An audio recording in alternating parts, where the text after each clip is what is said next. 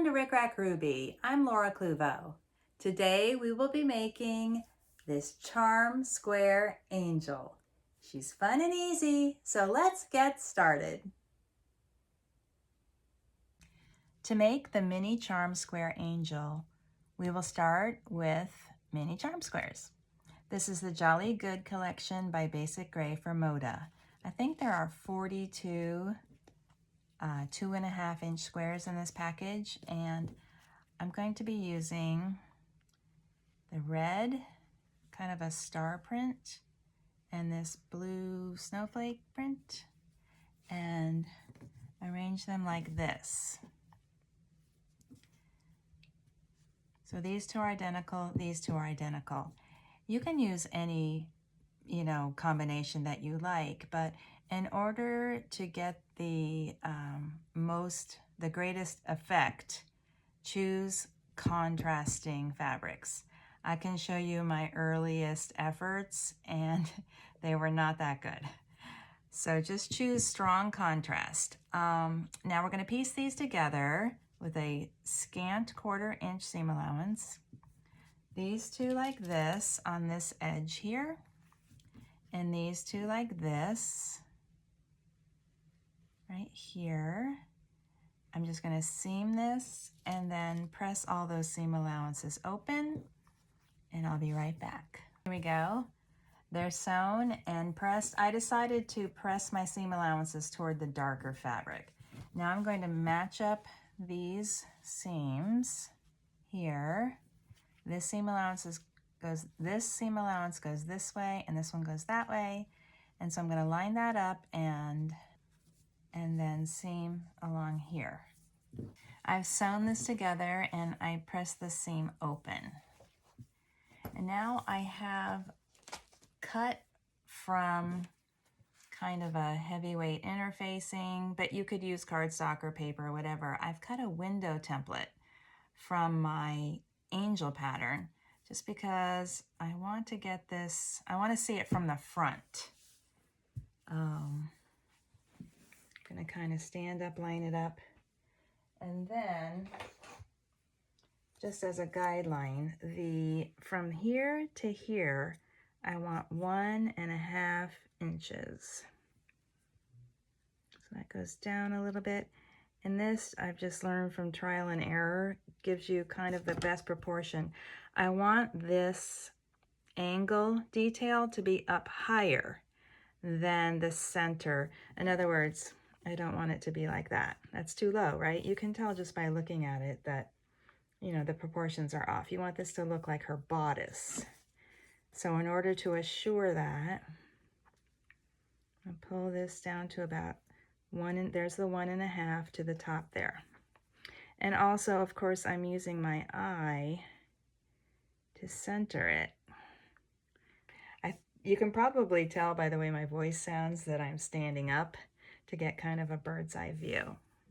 So now I've used my disappearing marker to trace around that shape, and now I'm going to cut it out with my scissors.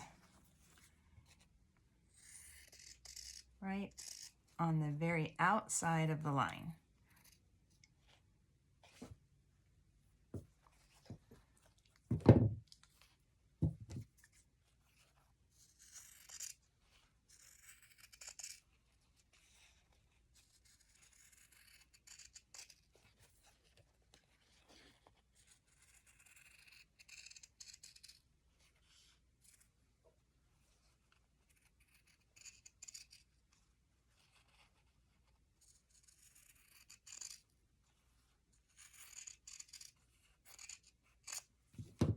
I'm saving my scraps because I have an idea or something to make a little bit later, like toward the end of this collection. Okay, so now this is going to be the front of my angel, and you can see how those points are nice and crisp and very well defined. Here's my pattern, and I have also cut out some lightweight fusible interfacing angel bodies. I'm going to fuse this to the back, which is why I cut out a little bit beyond the trace line. And the reason that I like to put this on the back is because we're sewing on a lot of bias edges, and I don't want that to stretch at all, especially when I'm stuffing. And so I'm just going to fuse this to the back before I continue. So this is fused, and now I'll select backing, which I think I'm going to use this one. I like to have something that sort of matches the biggest, the biggest part of the front for the back. And I think that would be this. This fabric is the closest without being identical. And I can barely fit this on here. You can see that I did design this to fit on a 5-inch square. And if I trim this a little better now, you'll see that it does fit. Okay, that's better. So now I'm going to use a 1/4 inch seam allowance and go all the way around here and leave the top open. I want you to know that I did move it over to one side of the charm square, so I didn't waste a lot of fabric. Here I've sewn these together, right sides together, and I back stitched at each edge here. And I'm going to cut this out with my pinking shears and turn it to the right side. Here's how it looks before I turn it right side out. And you can see, even though it looked like I was right at the bottom edge of my charm square, I had plenty of room for the seam. Just to make sure that I get it all the way turned, and then I can check to confirm that I have a nice round bottom edge there. Here we go, that looks pretty good, and I can see that I have enough of this left over. I could probably get another one out of that. I'm going to press this and stuff it. I'm using Polyfill Ultra Plush Stuffing, which I really like, and I don't know, there's really no magic. I will use a chopstick sometimes to make sure it gets all the way down, but it's mostly just stuffing a little bit at a time. And I'm really glad that I reinforced these top edges.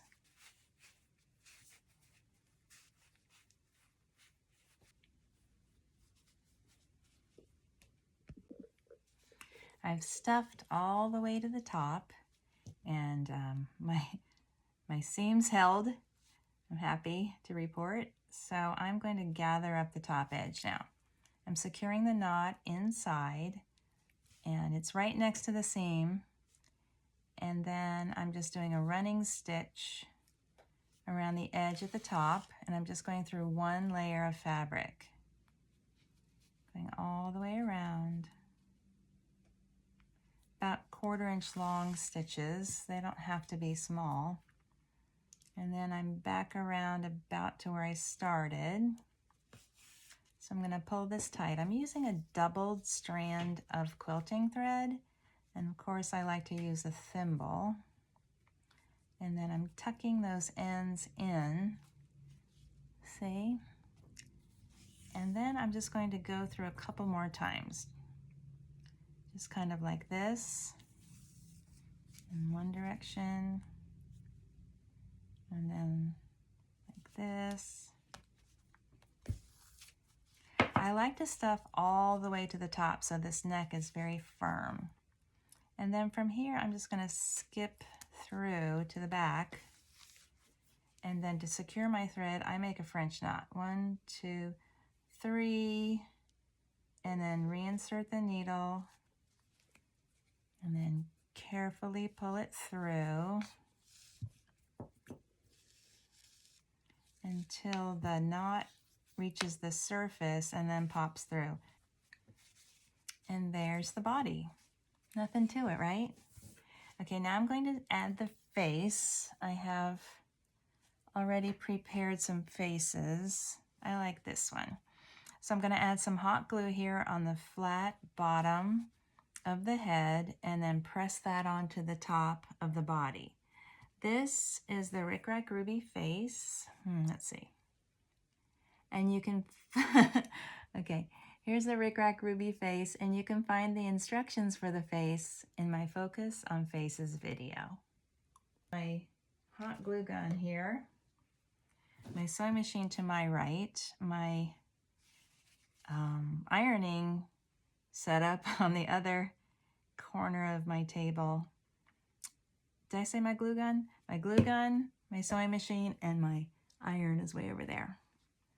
And I'm going to hold this for a second till I know it's, you know, hardened, so the glue is hardened. That looks good.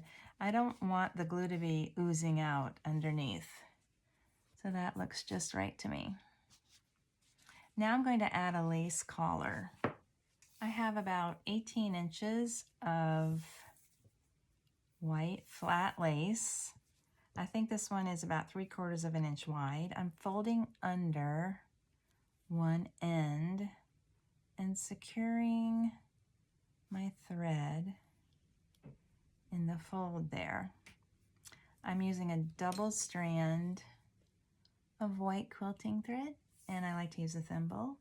And I'm going to gather up this lace through the top edge. I would say let's try going through the header. Through the header, from one end to the other, just taking kind of large gathering stitches.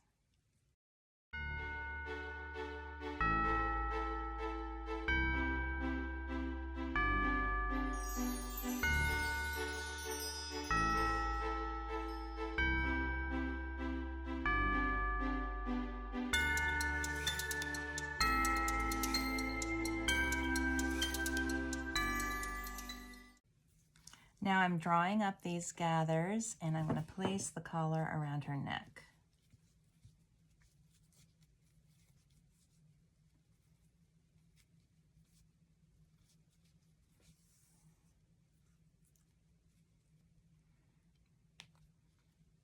I'm joining the ends together in the back. Then I'm going to distribute the fullness evenly so that I don't have more gathers on one side or the other. And just to make sure that this collar doesn't wind up coming up and obscuring her face, I'm going to come through from the back to the front all the way.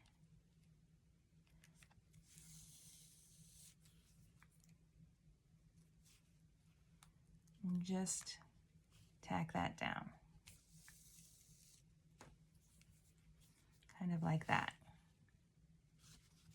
And now I'll secure the thread in the back. And I'm not worried about how the ruffles look in the back because I'm going to be gluing some wings back here. And I just don't want to have all this lace in the back and not be able to see it. So I kind of keep this flat in the back here and just let the ruffles out here on the sides and in the front. Okay, now I'm going to secure my thread in the back. For the hair, I'm using two different yarns. One is this loopy mohair. It's kind of a cream color. And then the other one is this furry, I don't know what it is. I'm going to say it's mohair, but I'm not sure. I bought it secondhand. But anyway, it's a little bit lighter. I just like the way, you know, using two strands at the same time gives a little bit of interest to the hair. I have a 3 by 5 inch index card. I'm using just one because I have discovered the heavyweight index cards. I think they were at Walmart, and you only need one. So I only need one 3 by 5 heavyweight index card.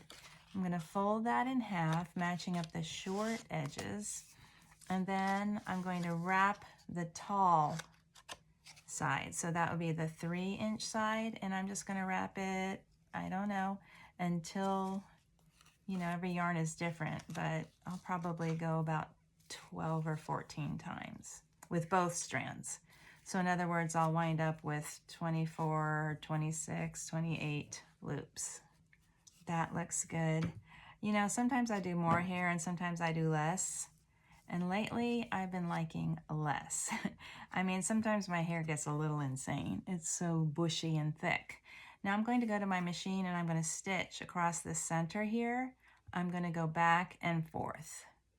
So 2 times through, and I'm going to try to get the stitches right on top of the previous stitches. That just makes it easier to take the index card out because the card will be well perforated right down the center. My sewing machine needle is a size 80. And so if you have a thicker needle, then you'll have better perforation. And a thinner needle, the perforation might not be as good. Okay, so I'm sort of folding along the perforations. And again, I do have a heavyweight card. So, you know, that affects how hard it is to get this out. Oh, but that came out perfectly. I got all of the cards. Sometimes when I'm pulling the card out, it'll leave a little bit. So be sure you check to make sure you have the edge. Now this is going to be her hair. This is her wig. I kind of like to pull it out a little bit along the stitching and make sure it looks like it's, you know, evenly filled.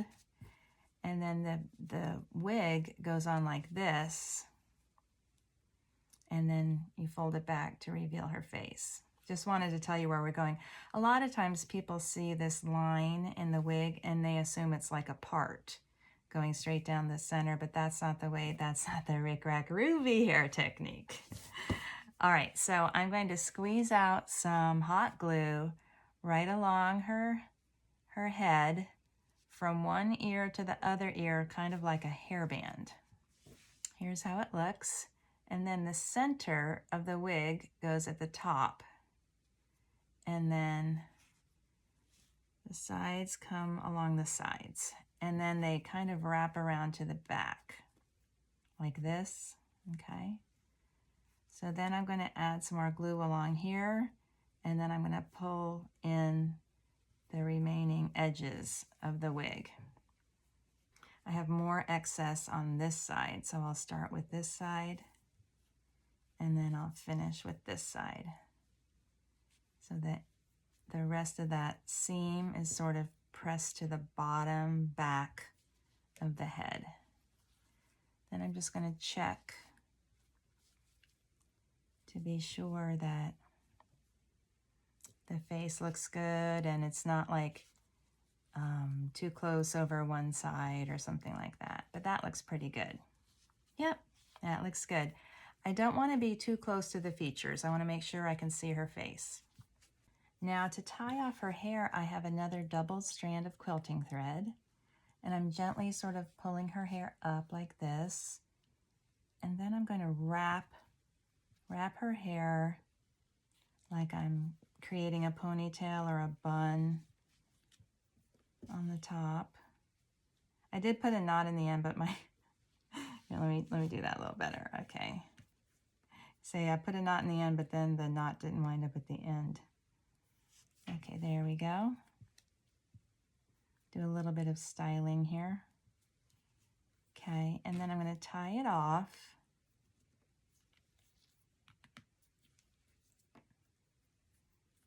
And then I like to stitch through underneath the place where I previously wrapped and tied it. So underneath the wrap, the previous wrap, and then I'm going to knot it again. And I always put my knot a little bit off center here because I know that's right where I'm going to glue a little embellishment. And so the glue will help to secure the thread there. That's how it looks. That's good. That looks good. Remember, the wings go back here. The back's not really that important. And right there is where I'm going to add an embellishment. Nice. Okay, for the hanging loop, I'm going to use this red and white baker's twine. I'm just sewing it through underneath the wrap.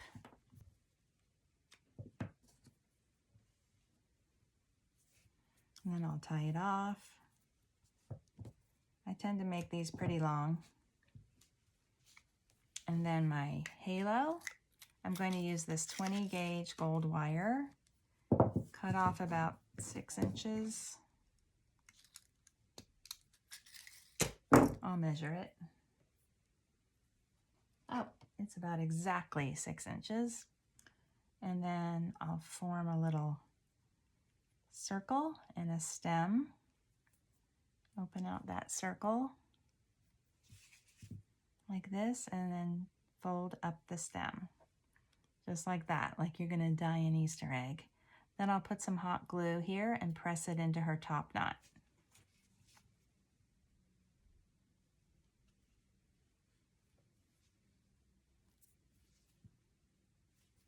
That looks good. Now for her embellishment up here in her hairstyle, I'm gonna use a red bow, like that. These are pre-tied bows.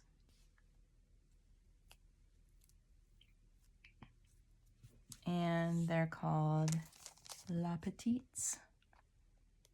Paper Studio, Hobby Lobby. I think you can get those other places, but these came from Hobby Lobby. That looks good. Okay, now for her wings. I have a couple of options for wings. I could use this fabric for wings, which is good and it coordinates. I could use this fabric,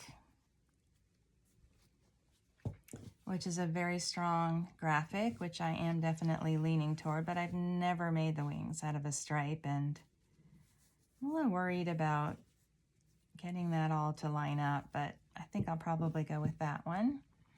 I have this one also as an option, which I think is a good option, but it has a lot of green and this sort of tan color, golden tan, and those are really not in these other fabrics, so it doesn't match as well. And then the same thing with this one, but any of these would be good. You can see that would be really cute for wings. But again, it just has that green and gold. I'm gonna try this one. This is a 5-inch square, so it's just a charm square. And I've cut the wing pattern, which is just a circle, from this super lightweight fusible interfacing, and I'm gonna go fuse this to the back of my stripe. Now I'm gonna cut this out right along the circle. I'm using the stabilizer not because I want to add stiffness, but just because I want the circle to retain its shape and not stretch on the bias as I'm kind of turning it and manipulating it. That's the only reason I'm using this fusible interfacing. It's not to provide any kind of stiffness. Now when I fold it, I'm going to try to match up the stripes and keep them up and down. Like this. That looks good. I mean, I can hope for the best, right?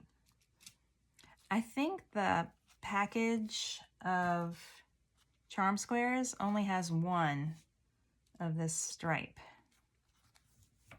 Now I'm going to stitch around the curved edge with a 1/4 inch seam allowance all the way, so you don't need to leave an opening.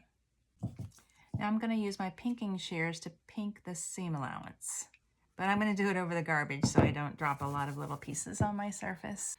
I'm going to fold the wing piece in half just to determine the center here. And then with my disappearing marker, I'm going to draw a little cross, starting about 1/2 inch down here and here. You can also do an X. It's kind of a plus sign, I guess. And then I'm pinching this only on one layer, like not both layers, but just one layer. And then I'm going to snip this. It's really important that your snip isn't close to the fold here. And then here and here. This is for turning.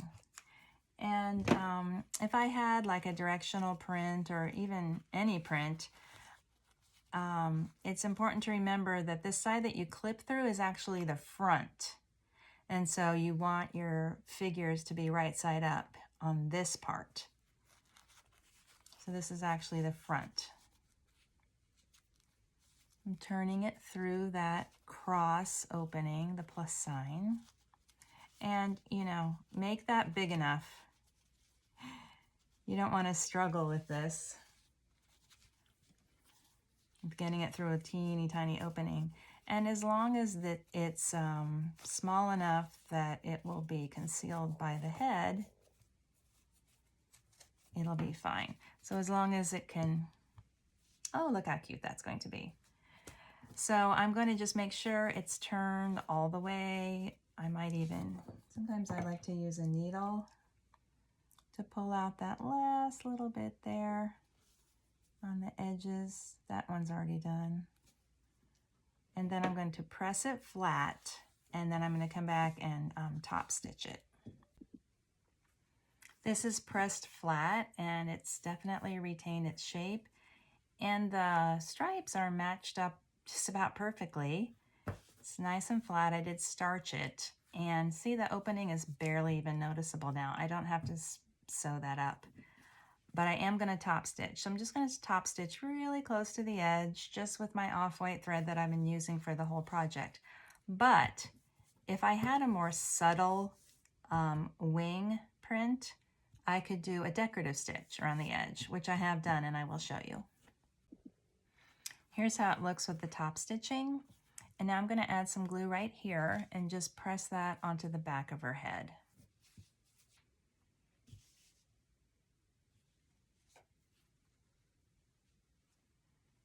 I'm trying to center it. I do like to have the wings centered. And she is done. I really like this project. I just think it's so cute the way these little angles come in and meet right there. And I do have options if you want to embellish right here.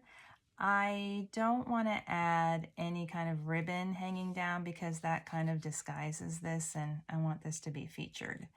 So I have a little felt heart. I ran out of felt stars. I don't want to cut any more out. Here's a little flower, which is cute. And then I have 2 sizes of these heart buttons, which are cute, but just because I want to finish, I'm going to use, I think, this heart. You don't really need anything there. You know, I tend to over embellish, and I think that's an awful lot of red. I think I might just let her go like this, just with her pretty lace collar, little ruffle there. There's a few things that I want to say about these mini charm squares. Oh, here's another option. Yeah, I like that. Okay, I'm gonna add the sticker. This is just a holly sticker. I tried it in the hair on another project, and I can tell it still has some yarn, but I didn't like the way it looked, so I just kind of had it set aside. And here we go. I like the little berry to be a little bit off center. Perfect. I love it. Okay. These are 2.5-inch squares, and you know, a lot of times there's only one. There's only one. For instance, there's only one of these red star prints. So I actually needed to use 2 mini charm square packages to get these 2 squares. But of course, you could take a charm square and just cut it into 4, and then you could use those in this project. Not all projects work that way, but you can just cut this. Or with a jelly roll is also 2.5 inches wide, and you can just cut off a 2-inch square from your jelly roll. I haven't even used this one yet, but I'm anxious to get started. Or you could just cut a 2.5-inch square from a fat quarter, which I cut some squares just to see, and that works fine. So you have a lot of options. I generally like to work with every pre-cut shape. I love them. I'm going to show you some of my earlier versions of this design. I really thought I'll use the red fabrics for the Santas and the green for the tree, and then the white and the blue for the angels. So this was my first one, but it looked so bland and there just wasn't enough contrast. Even though it turned out fine, there's nothing really wrong with it. And also I did a flower in her hair and I did a little lace flower here. But overall, I just thought it was a little blah. Then I went in the opposite direction with this one and I used these prints, and then I didn't have enough contrast. It just kind of all blended together and looks a little busy, I would say, even though there's nothing wrong. Also, this one I used a decorative stitch for the top stitch on the wings, and I do like that. That turned out okay. And then finally this one, which is, you know, this one turned out pretty well. I like the contrast, but I did have to use more of the solid fabrics here, because if you have a directional print or a stripe or whatever and they're on the diagonal like this, it it looks like they don't match up, but they do match up. It's just the way that the stripes fall, it just looks a little sloppy. So I discovered that this was my favorite because of the way that the little points contrasted, and they really, you could really see them. And then I used a print for the wings, which I really like. And then I did the decorative stitch around the, for the top stitching. So that was my favorite. But here's the one we made today. And I'm going to get the stocking and the tree so you can see how they all look together. Just a little glance at this so you can see how the proportions are. The Santa is wider and fatter, and then the angel is thinner, and then the tree is a little bit smaller. But they do look like they're part of the same collection, don't they? Oh, you know what I forgot to say? I forgot to say that this is, I just felt like this was a little bit too much hair. I made her hair a little bit longer on this one, and I don't know, it just looked crazy. So I made it a little bit smaller. Thank you for watching my tutorial. If you're enjoying my videos, please like, share, and subscribe.